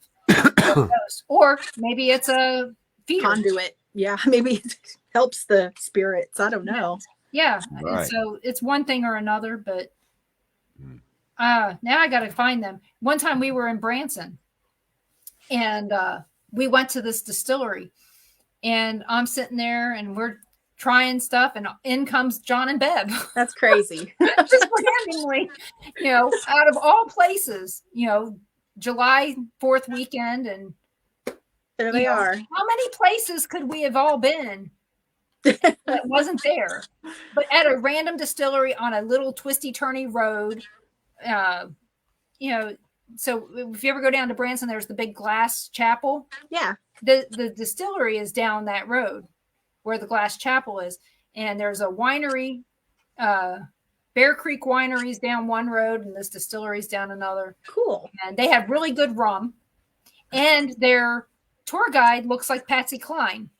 Oh, cool. So we went on the distillery tour with Patsy Cline. Patsy Cline, not bad. And, so, Cassie, we have a question for you from Gary. He wants to know what equipment you use. I love my voice recorder. It just recently died, so I'm looking to get a new one. If anyone can recommend a brand or something that they like. What I would recommend is, first off, one that has a USB port. Yeah. So that you can transfer it to your computer. Like right away. Yes, right away. Because that way you don't lose stuff. Yeah. And another thing is I would get something that has a good mic. And one that you can actually plug in a parabolic mic to. Oh yeah. Great idea. So, but yeah, I mean, you can spend a lot of money, but you can also not spend a lot of money and get one from Walmart for $40, or get a Zoom one for $300. Yeah. So I think I only invested $65 in the one I had, and it lasted for 5 or 6 years. Yeah. Last year. That's the thing, though. The USB. Yeah, definitely. Yeah. Last year when we were doing tours at the Karma Cakes building / I call it the Thomas building, the lady, we didn't ask for any money to do that. We were just having fun. We loved history. We loved hunting ghosts. And so she gifted us, our team, a REM pod. And it was the first time we had a REM pod on our team. And we've had a lot of fun with the REM pod. Scary fun. Sometimes the McIntyre Villa, it was just going off at 2 a.m. 2 of them were going off at the same time. So that's been a lot of fun to get to use too. But I do like my recorder and I just like my camera. I have something funny to share. Yeah. Guess whose birthday was yesterday? John's. Oh, really? Yep. How's that for strange? Yeah. Now, do you use spirit boxes or do you use the apps or what do you do? So I'm anti-app. I found most of them to be hokey. Josh Hurd had me using an app for a while. I can't remember what it was. It might have been EchoVox. EchoVox. Yeah. Yeah. And we had some fun with it, but the more you look into those, the more it's like it's a collection of words. Not the EchoVox. No, not EchoVox. Nope. But the app on the phone, I don't know. I'm skeptical of the apps. So to use it correctly, first thing is turn off your mic, turn off your location settings, put it on, make sure it's on airplane mode. Only update it at your house. Do not try to update it while you're out. That's the big things. There are no words built into it because I have, I've looked at the code. There's no words. I can't find anything. But it doesn't work off the internet. Yeah. I'll do all of that you just said, and we'll try start putting that it into that play. way and see what you get. And now you do have to do your settings right. If you got your sweep is too fast, then it's all you're going to hear is a bunch of stuff. Yeah. You can't make out anything. But continue though to be skeptical because right. there are, there's some like we've had great results, but it's been at certain locations. We've had it not say anything. We can't get it to do anything at McPike. Nothing will come out. Yep. Yeah. And I mean, and that's in the well, middle. Nothing really works there. Yeah. Except dowsing rods and maybe a laser light. Yeah. I don't know. But so far, apparently nothing there wants to speak to anybody except mediums. There's plenty of stuff there. Well, you'll get videos, you'll get pictures. That's about it. Yeah. And EVPs, but yeah, that reminds me. There was a picture that I should share. It somehow, some way, this woman's face got really distorted in a photo. And you have a picture, don't you, Cassie? I sent you a picture. I'm on my phone, so I don't know how to bring it up. Let me pull it up.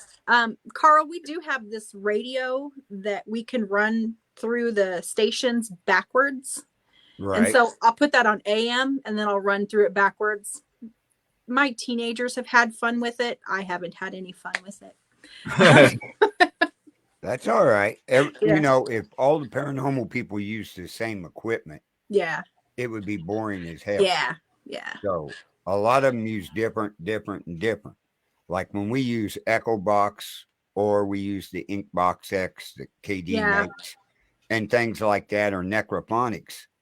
Yeah. I'll use them all in the same location, but at different times, asking the same question in a different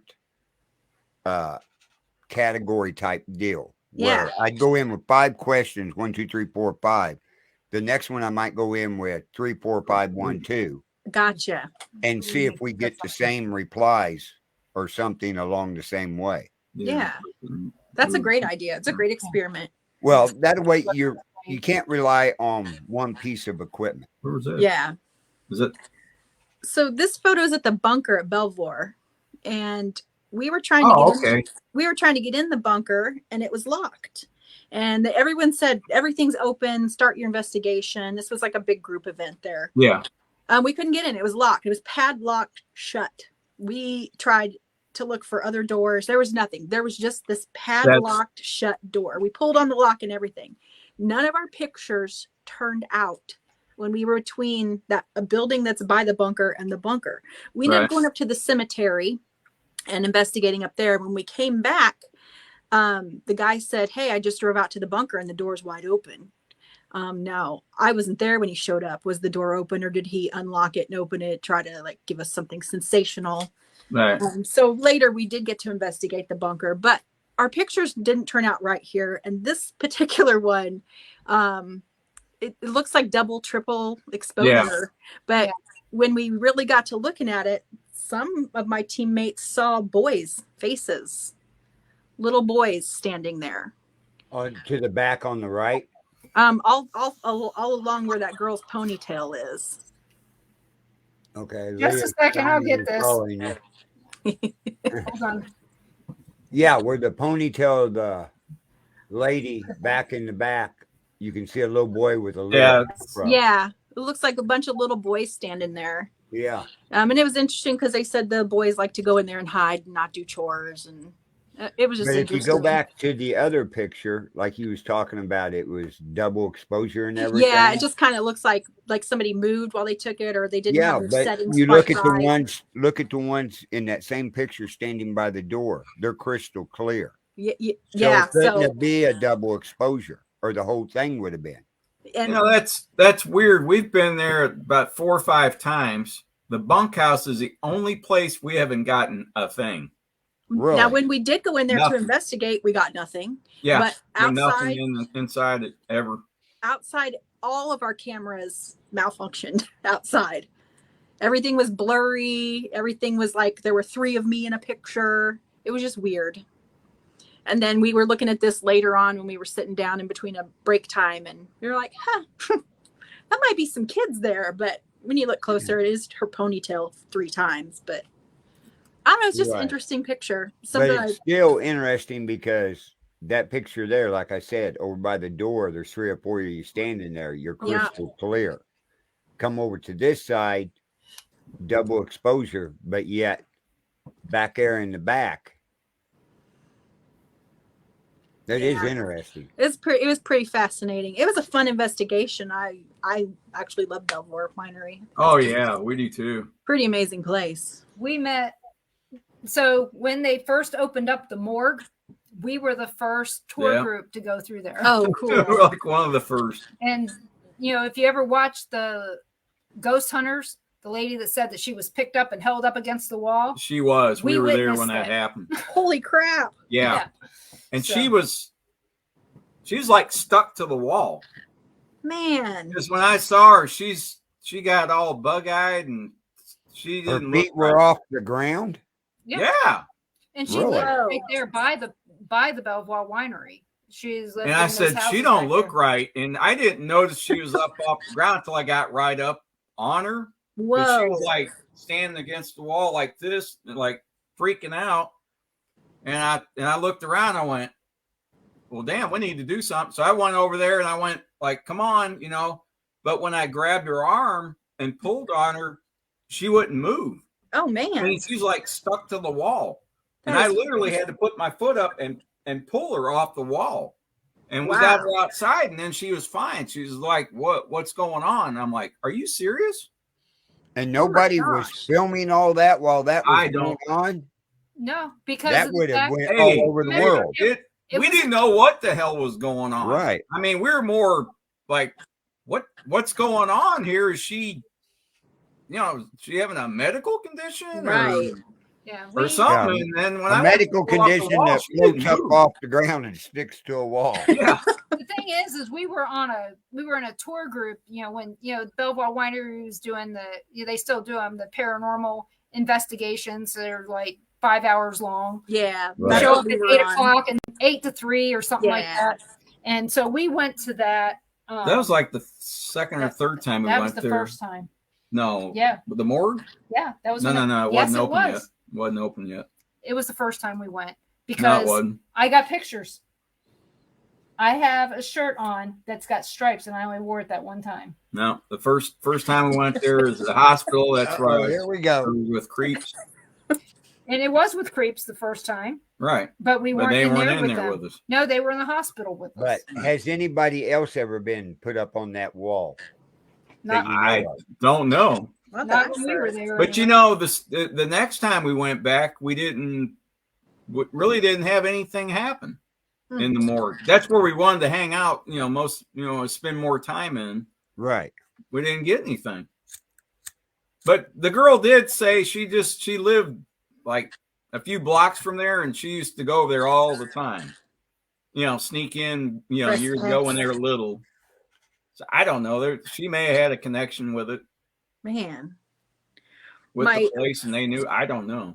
My daughter has softball practice down by the river from Liberty. And so I always come back to Liberty, like tool around for those couple of hours. And every time I go by Belvoir, and I'm just like, we were going to go in this last Sunday, and I was going to buy a bottle of wine. They were closed for the Super Bowl. It's a bummer.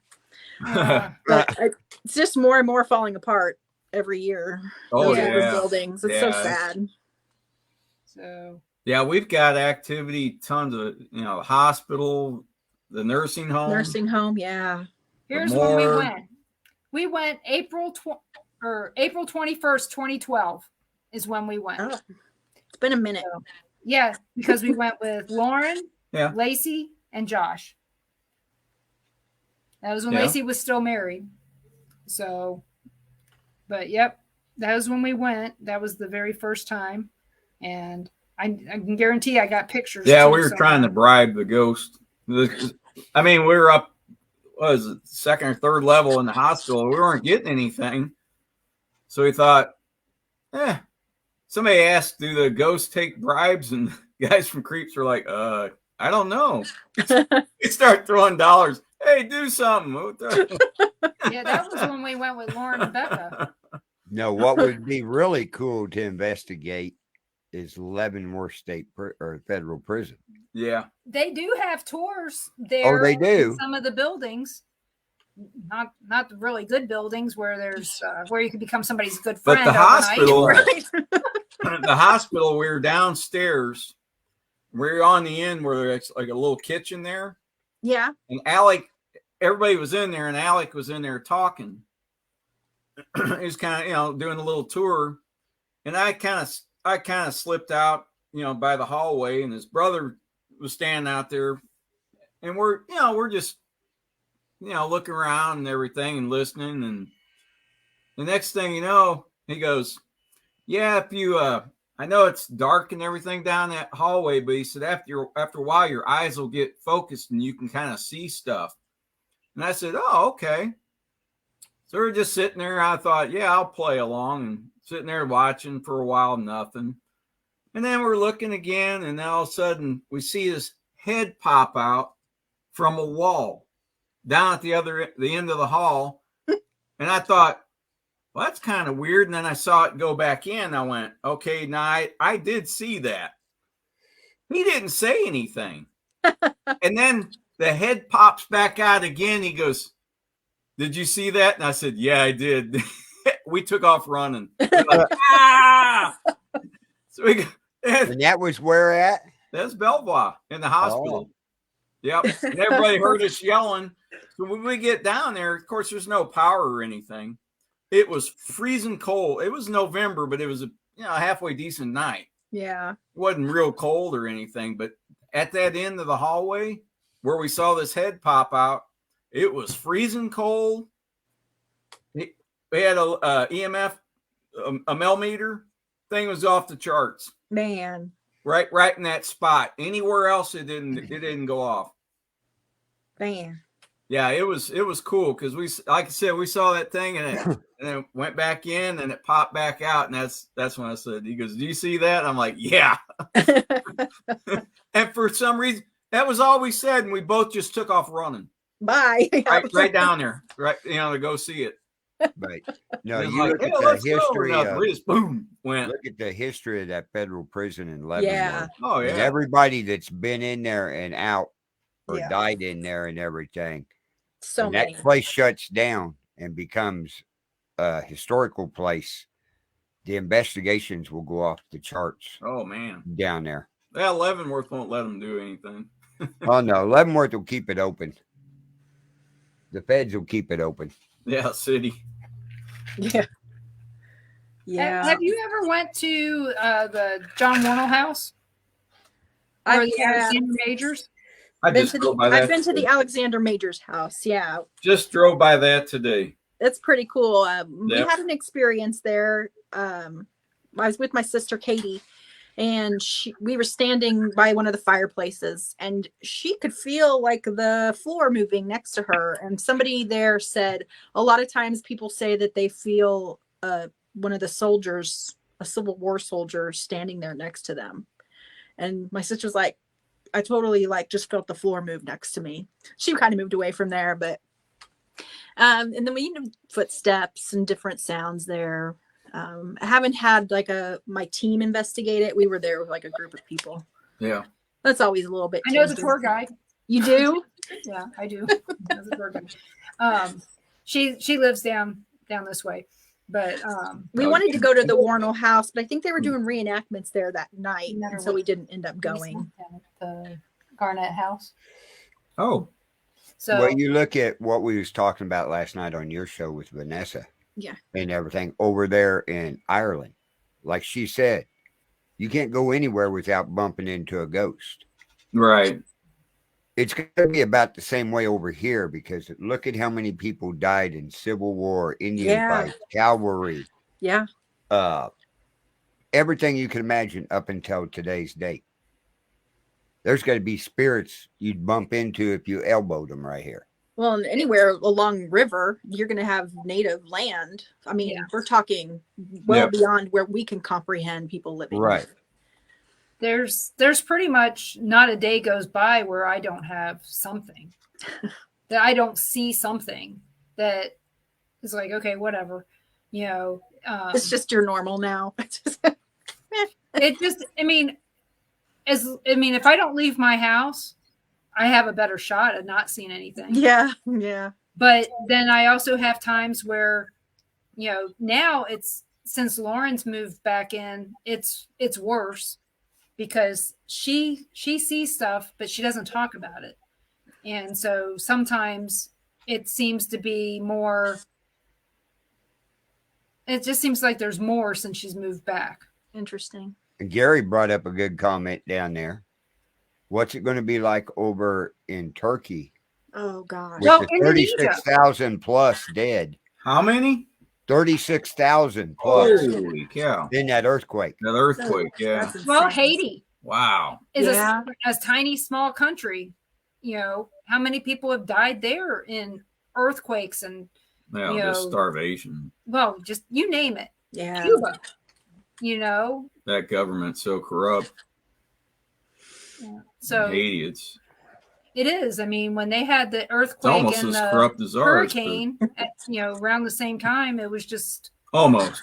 Well, could you imagine? Okay, talking like that, could you imagine going to Vietnam or Korea? Oh yeah. Oh yeah.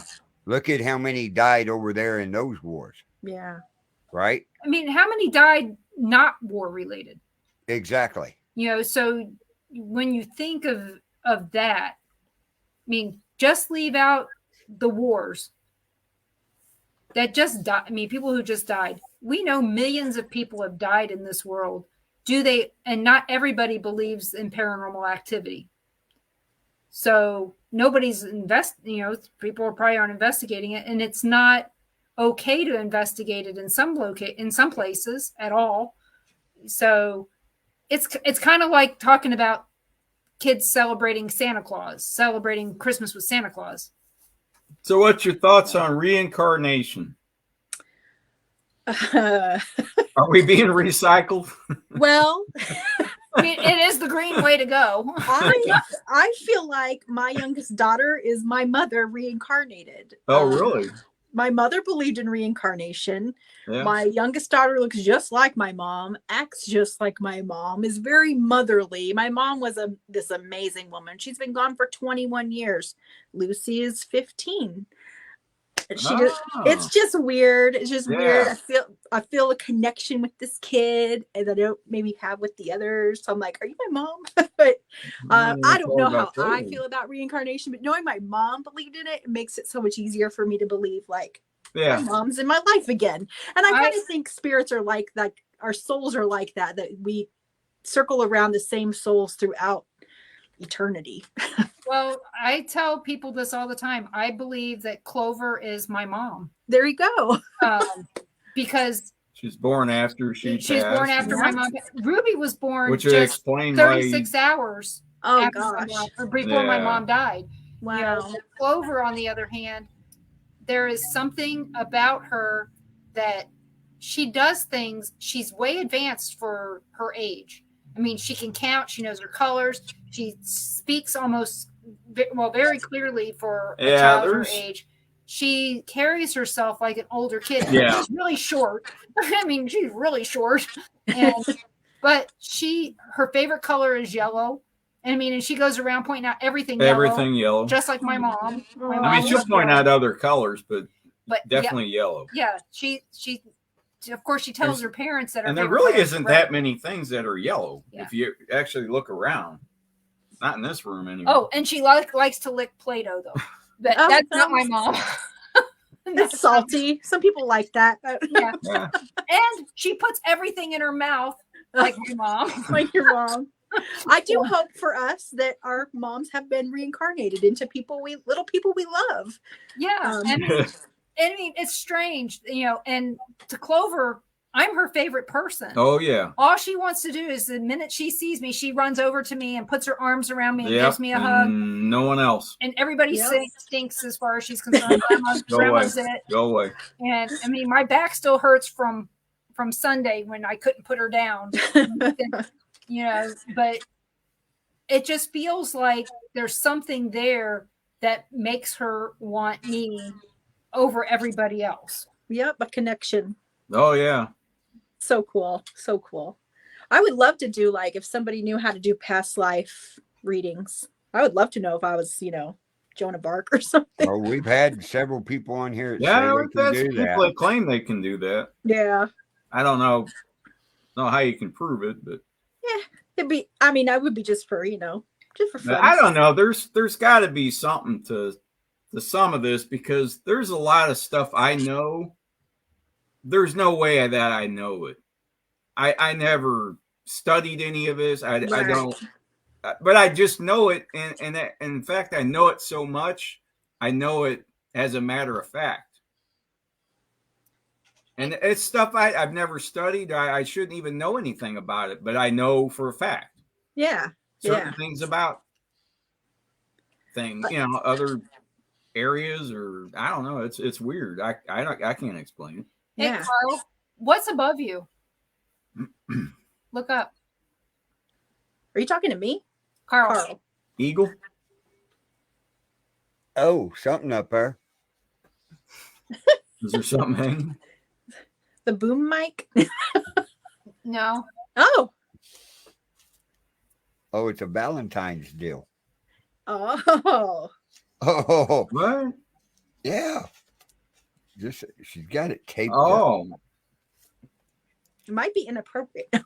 No, it's not inappropriate. I guarantee you that. Oh, that's good. Oh, let's see here. The little critter is hilarious looking, really. Look up. She got me a little monkey. Oh, cute. I guess he can now be my co-host on the show. There you go. Yeah, I tell everybody I do everybody's monkey work. So, and then a card. You got you. But that is kind of cute. That's funny. Now I just got to get all the tape she taped the arms up with. and a heads up, it's not from me; it's from his wife. Yeah. So I didn't even know that was up there. Have a good Valentine's dinner. Yeah, I hope Susan. you get waited on, Susan and Mike. Hey, did you see we're getting a new Mexican restaurant? No. Yep. In Lewisburg? Yep, they shut down La Mesa, and now they're opening Matamoros. So you guys have one there in Leavenworth. In Lansing, yeah. They're remodeling right now. Matamoros. Yeah, that's the name of the restaurant that's going in. And where that one used to you said they were going to reopen. Something. They have signs up today. Cool. Yeah, it looks like me. Yeah, you said there was something else. But no, up here, the Mexican restaurant's about the only restaurant we have up here now. Gosh.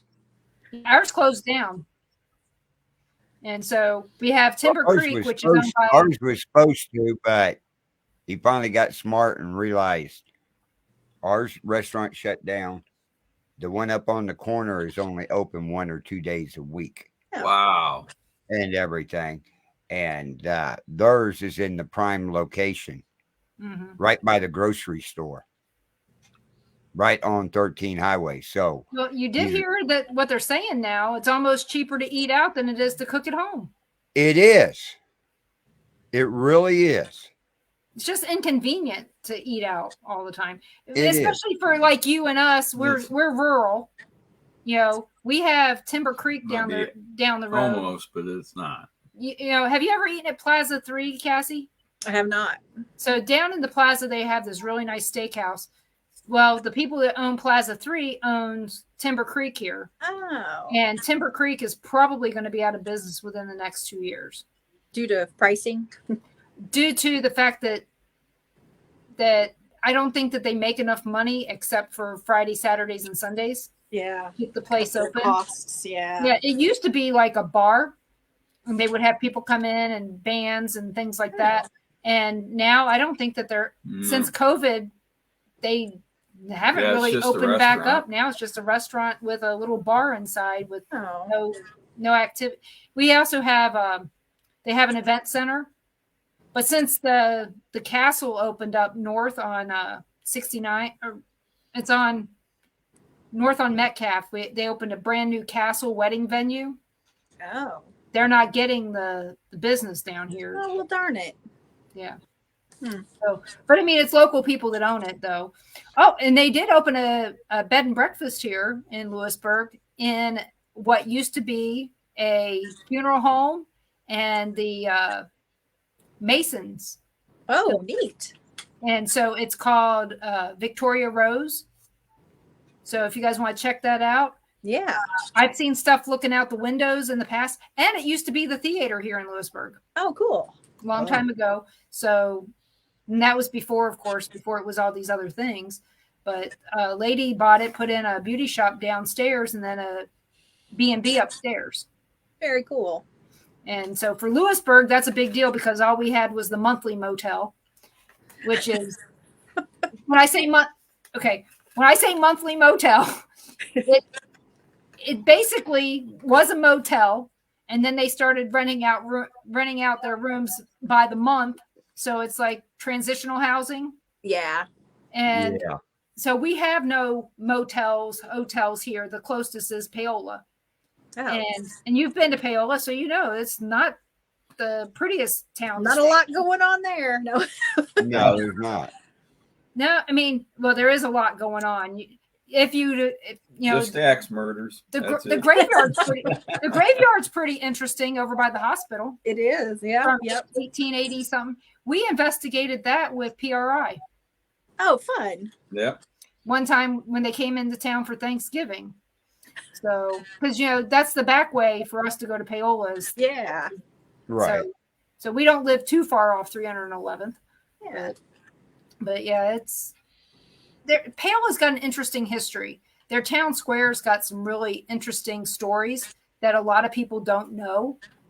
But you can't really get into their historical building because of the fact that it's only open from 11 to 3, Monday through Friday. Yeah, we tried to get some tours down there, but they were for it at first, but then we didn't hear anything. So weird. Yeah, I don't know. They said that one of the towns that we're looking at moving, that they had some walking tours, but it didn't last long because they just didn't want it. And after looking at the town history, I mean, the town was founded in 1844. You're bound to have something. Yeah. I've just thought about doing walking tours here on my own, not charging anything, just being like, hey, I know the history of downtown. Come walk about it. Come walk with me. We'll just walk down the streets. Just walk around. I'll tell you about the buildings and who built them. And and then everybody's there of their own free will, and they can't stop you. Nope, the city can't put that. I was going to say, if you didn't charge anything, they really couldn't do anything. And you don't charge anything, and you get 15, 20, 30 people following you down the streets, they may change their mind. They might, yeah. They'll find somebody else to do it. Yeah. Well, you can always say, donations take donations to a charity or something. Tips accepted. Yeah. Yeah. Well, sometimes the tips that they want to give, you don't want. Yeah. Don't get too close. Get a new hobby. So now that you're doing all these paranormal things and your husband's not into it, what's he think about it?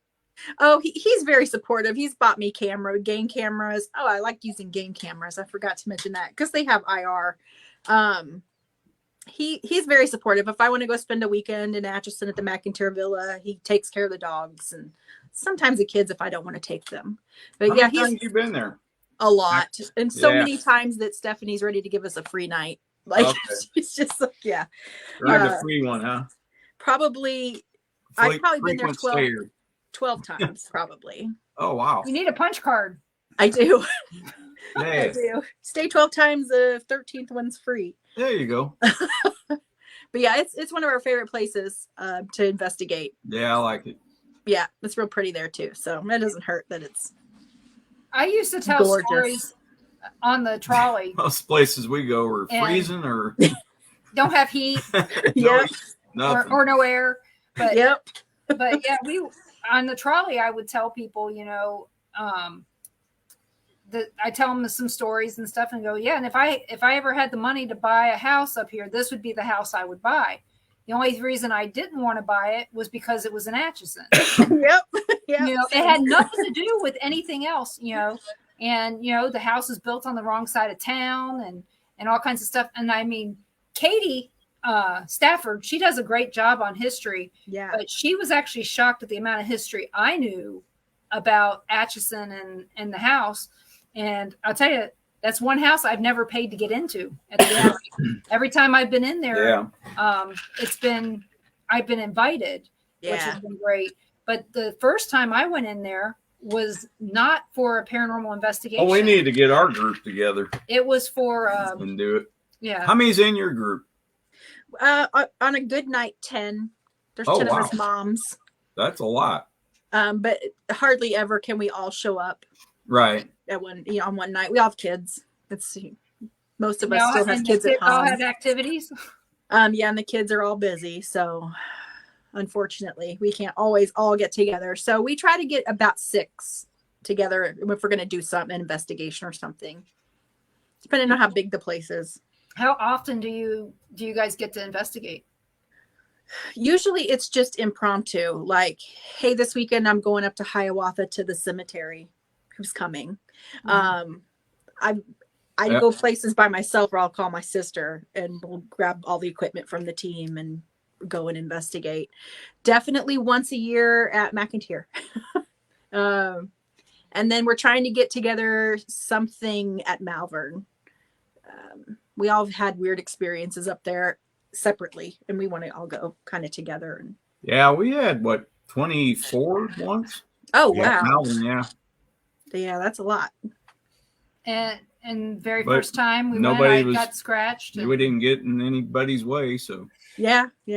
It's one of those few places. Yeah, you can have a lot. But it is weird that every room we've tried to sleep in there, it becomes Josh's office. So, office, studio, whatever. Yeah, well, the one became the studio. Yeah. That was the room we woke up in, and there was snow in the room. It was snowing, yeah. And Charlie's going, there's snow in your room. I'm like, okay. Well, that's why we were in a tent. Yeah. And I mean, and people think it's odd that we all put up tents inside there, but it was the only way to get, first off, a clean space to sleep on. And second of all, some privacy. Every time we go up there, it snows. Yeah. Oh, and we bring our own porta potty with us. Oh, that's a good idea. No, we didn't use it the last time, but no, any time. But... No, I've used it many times. Have you? Yeah. And McPike. You must have cleaned it because I didn't. Yeah. I'm the one that used it. Why wouldn't I be the one to clean it? But yeah, we've taken it to McPike. We've taken it up to Malvern, and I did use it in Malvern because I didn't want to leave my tent. Yeah. So I got ready for bed. Yep. Warm and snuggly. I'm not getting out. Yep. And it wasn't, it was snowing, so it wasn't that warm. Yeah. No. Either when we go up there, it's freezing, snowing, or it's hotter than hell. Yep. I think it was hot one time. I think we went July. Yeah. Don't go in everything July. November, April. We bought our car. Or March, I think, one time. Yeah, when we bought our car, we took it up there and it snowed right. We didn't even see any snow at all that year. And then we go up there in March, and we're driving up there. It says, "Welcome to Iowa." And all of a sudden it's like, what's this hitting our windshield? Yeah. I look at her and she's messing around with her phone. I said, "Denise, what is that?" She goes, "I think that's snow." And I went, "Oh, crap." We had snow all over the ground. We had a bunch of people up there. Till then. Oh my gosh. And Cheryl Ann showed up in her Corvette. She had to leave. Yeah. That trip there was weird. Oh, that was. It was. The weather was bad. We couldn't leave because the roads were bad. It had to take a while. We had to wait until like noon to leave. Yeah. But luckily nobody had the house after us. 5 o'clock? 5 or something. Yeah. Oh, wow. And then Dara and Caitlin couldn't go because the roads were bad. Yeah, Josh said, "Hey, just stay and leave later if you go ahead." Right. Yeah, because it started coming down. It was around 2 in the morning. And I kept telling him, I told Ron, I said, it's going to snow. And he's like, well, I knew it was going to snow. It's not supposed to. Oh, yeah. Cheryl Ann said the same thing. She goes, it's not supposed to snow. I'm like, my foot hurts. It's going to snow. You understand that, don't you, Carl? Yep. My foot hurts. It's going to snow. Yeah, I knew it was going to snow, but I didn't. Well, that was the same time you went when we got up there, went back to the other office and had the drill bit fly at you. No, that was the very first time. Was that the first time? Yeah. Oh, man. Then we went up one time right after, who was it that investigated on the TV show? That was that very first time was when right after Paranormal Lockdown had Paranormal Lockdown. We were the first team in there after that. Oh. Hi, Sandy. Hey, Sandy. So, but Cassie, how can everybody find you? Do you want them to find you? They can find me. I'm everywhere because my kids are everywhere and I keep an eye on them. TikTok, Kansas Mom of 3, Facebook, Cassie Lynn. There is a Cassandra Pennington out there. That's me, but that's more for like professional Facebook. I think that's about it. My paranormal team's called Prison Town Paranormal. We have a Facebook group too. Welcome to join. We haven't updated in a bit, but as spring comes, we'll be getting out more. And what about your YouTube? Oh, my YouTube, Cassie So Sassy. Cassie spelled like sassy. I haven't vlogged in a bit, but I do have a YouTube vlog channel that I have a lot of fun being dorky on. Yeah. And she does some shorts quite frequently. And yeah, I can always see your face. I can never always hear you because I'm working. Yeah. So I have a tendency to not listen to a lot of the things. I see them, but I don't listen to them. So a lot of times it's background noise to me. But yeah, if you want to, I'll friend anybody. It'd be fun. Well, like Sandy's watching you. I love Sandy. YouTube, yeah. Well, thank you so much for coming on. Thank you for having me on. This was a lot of fun. Thank you for sharing your pictures with us. Yeah. And hopefully we enlighten some people on what's dust and water. And hey, yeah, this could be something, but maybe it's not. Stay skeptical. Could be. Yep, stay skeptical.